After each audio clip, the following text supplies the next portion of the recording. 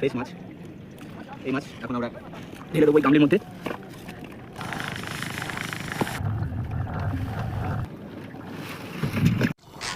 আমরা চলেছি এখন মাঝগঙ্গার তীরে। নদীর চারপাশটা খুব শান্ত, দূরে কয়েকটা নৌকা দেখা যাচ্ছে। আজ রবিবার, দুপুর প্রায় 12টা বাজে। আমি আর আমার সাথে আছে আরও দুজন। তো দুজন সাথে নিয়ে আমরা যাচ্ছি আজকের গভীর নদীর মধ্যে মাছ ধরতে। আমরা জালের কাছাকাছি চলে এসেছি। তো এখন আমার দাদা যে ডাঁড় পেয়ে আসছিল, তো ডাঁড় এখন খুলে রেখে দিচ্ছে। তো ডাঁড় খুলে দিয়ে রেখে দেওয়ার পর সামনেই আমরা দেখতে পাচ্ছ যে শোলা একটা ভেসে যাচ্ছে। তো শোলারটাতেই মানে চিহ্নিত করা আছে যে ওখানে আমাদের জাল আছে। তো এই শোলাটাকে তোলা হবে, তুলে আমরা ওই জালটাকে তোলার চেষ্টা করব। হ্যালো বন্ধুরা, আজকে আমরা এসেছি আবার মাছ ধরতে। জানি না আজকে কী মাছ পড়বে, ভাগ্যে কি আছে তাও জানি না। ভাগ্যে যা লেখা আছে তো সেই মাছই আমরা ধরবো। আশা করি ভিডিওটা আপনাদের খুবই ভালো লাগবে। আপনাদের সহায়তায় ভিডিওটা আমরা বানাতে যাচ্ছি। প্রথম করছি, যদি কিছু খামি হয়ে থাকে, ভুল হয়ে থাকে তো একটু প্লিজ কমেন্টে জানাবেন। আমরা এখন আছি মাঝগঙ্গায়। তো জাল দেওয়া আছে, জাল থেকে এখন মাছ উঠবে। পরিশ্রমের ফল, কী মাছ উঠবে এখন আমরা নিজেরাও জানি না। আশা করছি মাছ পড়বে, সেটাই আপনাদেরকে দেখাবো।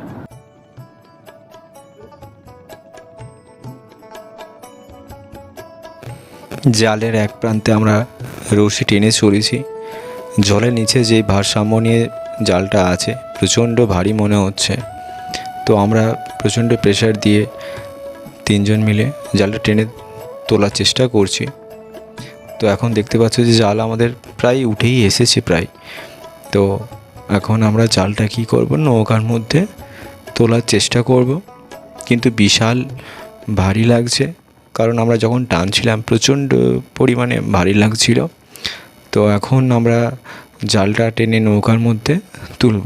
দেখতেই পাচ্ছ যে জালটা কতটা এরিয়া নিয়ে আছে। আর এই যে নদীর স্রোত যাচ্ছে, এই স্রোতের মধ্যেই কিন্তু নদীর মধ্যে মাছটা জালের মধ্যে গিয়ে আটকাবে। তো জাল উঠে যাওয়ার পর এখন কি হচ্ছে, যে জলের যে নিচে যে প্রান্ত আছে, সেই জলের প্রান্ত থেকে যে বাঁশ দিয়ে একটা আটকে রাখা হয়, সেই বাঁশটাকে আমরা কি টেনে টেনে তোলা হচ্ছে। তুলে নেওয়ার পর এখন আমরা কি করব, জালটাকে, জালের মধ্যে দেখতেই পাচ্ছ যে অনেক রকম মানে নোংরা আবর্জনা, পাতা, ময়লা সব কিছু পড়েছে জালের মধ্যে, দেখতেই পাচ্ছ। তো এগুলোকে আমরা কি আস্তে আস্তে পরিষ্কার করাবো। তার আগে আমরা কি করব, জালটাকে টেনে টেনে এনে মাছটাকে নৌকার মধ্যে আমরা তুলে রাখার চেষ্টা করব। এখন সেই সময় চলে এসছে যে সব মাছগুলো যেই জায়গায় গিয়ে একসাথে গিয়ে জমা হয়, একটা প্রান্ত থেকে শেষ প্রান্তর দিকে থাকে, সেখানে গিয়ে মাছও জমা হয়। মাছের সাথে সাথে ময়লা আবর্জনা সব একসাথেই গিয়ে আটকা পড়ে। তো সেই জায়গাটা কি হয়, প্রচণ্ড ভারী হয়। তো তুলতে, আমাদের নৌকার মধ্যে তুলতে প্রচণ্ড অসুবিধা হয়। তো অনেকটা চেষ্টা এবং কৌশলের ফলে শেষ পর্যন্ত আমরা তুলতে ব্যর্থ হয়েছিলাম। তো অনেকটা ধৈর্য হারার পর শেষ পর্যন্ত আমরা অনেকটা কষ্ট করে যেমন হোক ভাবে আমরা টেনে টেনে ওটাকে তুলেছিলাম।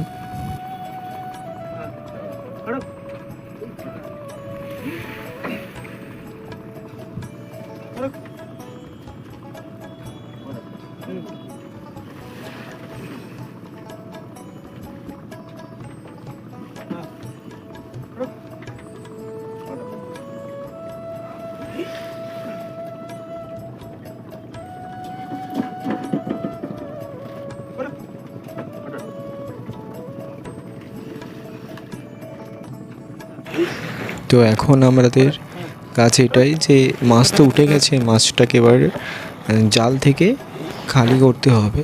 নাহলে জাল থেকে না খালি করলে কী হবে, আমরা জালটাকে ধুতে পারবো না। তো এতটাই ওয়েট ছিল যে একার দ্বারা আমাদের সম্ভব না যে মাছটাকে খালি করার। দেখতেই পাচ্ছ যে আমরা দুজন মিলে খালি করছি, তো প্রচণ্ড শক্তি প্রয়োজন হয়েছে এখানে, নয়তো একার দ্বারা সম্ভব ছিল না।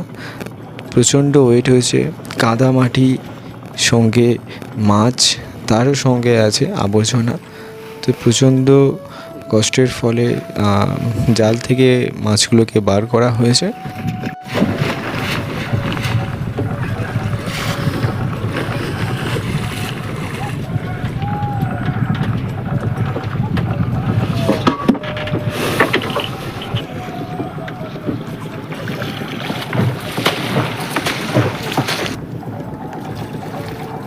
বন্ধুরা, এখন আমাদের মাছ ছাড়া হয়ে গেছে, এখানে প্রচুর আবর্জনা পড়েছে।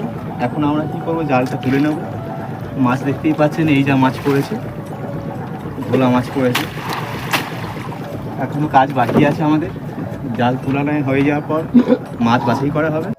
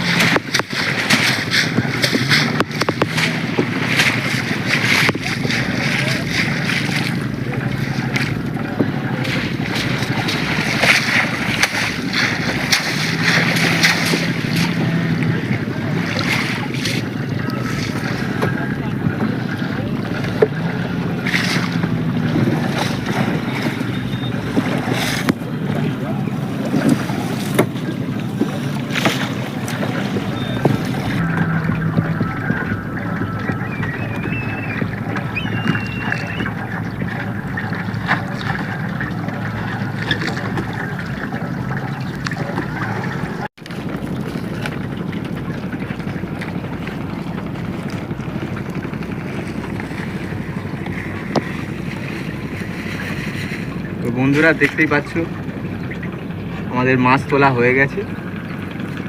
মাছ তো পড়েছে, মাছের সাথে নোংরা আবর্জনা দেখতে পাচ্ছেন, কাদা মাছ, কাদার সাথে মাছের সাথে কাদাও আছে, কালো হয়ে আছে একদম। তো আমরা এই মাছগুলোকে নিয়ে ঝোড়ার মধ্যে তুলে এগুলোকে ধোবো, ধুয়ে তারপরে সামনে গামলি আছে, গামলিতে আমরা মাছগুলোকে তুলে রাখবো।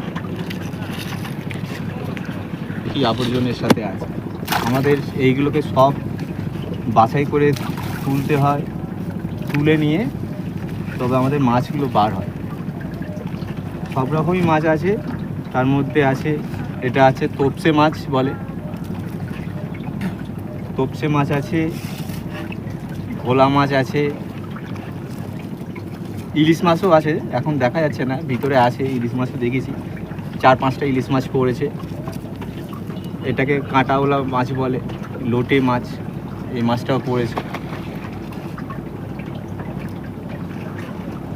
তো এখন আমরা মাছটাকে ধুয়ে নেব।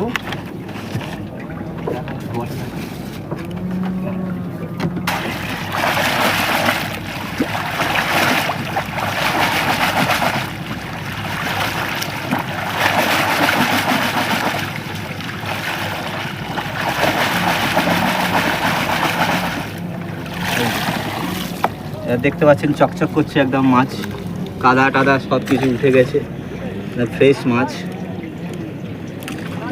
এই মাছ এখন আমরা ঢেলে দেবো এই গামলির মধ্যে।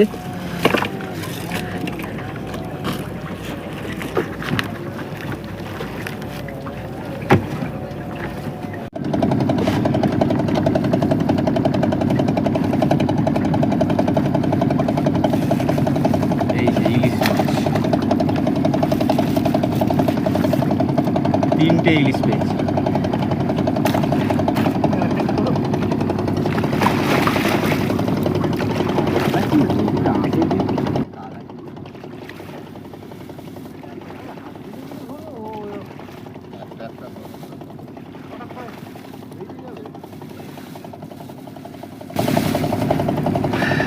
তিনটে ইলিশ।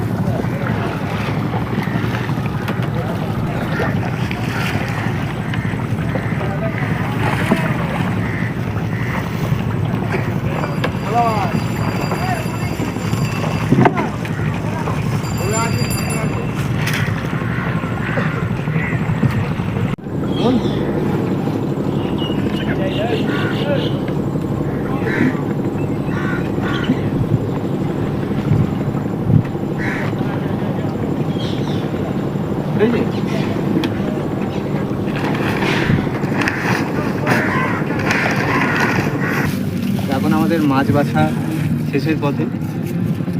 দেখতেই পাচ্ছি যে কত কাগজপত্র এখানে জমে আছে, নদীতে আবর্জনা পড়ছে, সেই আবর্জনাগুলো জালের মধ্যেও ঢুকছে। তো এখন আমরা এই আবর্জনাগুলোকে কী করব, নদীতে তো আমরা তার ফেলতে পারবো না। আমরা এই আবর্জনাগুলো এখন আলাদা করে তুলে নিয়ে গিয়ে কোনো ডোবা বা গর্ত জায়গা দেখে, কিংবা যেখানে প্লাস্টিক পোড়ায় সেখানে গিয়ে আমরা এগুলোকে গিয়ে ফেলে দেবো। আর আপনাদের কাছে এটুকু অনুরোধ করতে পারি যে এই প্লাস্টিক আবর্জনাগুলো নদীতে বা খালে বা ঝিলে কোথাও নদীতে প্লাস্টিক আবর্জনাগুলো ফেলবেন। এতে কী হচ্ছে, মানুষেরও তো অসুবিধা হচ্ছেই, পরিবেশ দূষণ হচ্ছে, জল দূষিত হচ্ছে, প্লাস সাথে থাকছে কি মাছেদের জন্য কিছু কিছু অসুবিধা হচ্ছে। কাজ আমাদের হয়েই গেছে। তো ভিডিওটি যদি ভালো লেগে থাকে তো অবশ্যই চ্যানেলটা সাবস্ক্রাইব করবে। নতুন চ্যানেল তৈরি করা হয়েছে নদিকা শিকারি, তো চ্যানেলটা অবশ্যই সাবস্ক্রাইব করবেন অ্যান্ড শেয়ার করবেন, ভিডিওটি একটি লাইক করে দেবেন। ধন্যবাদ।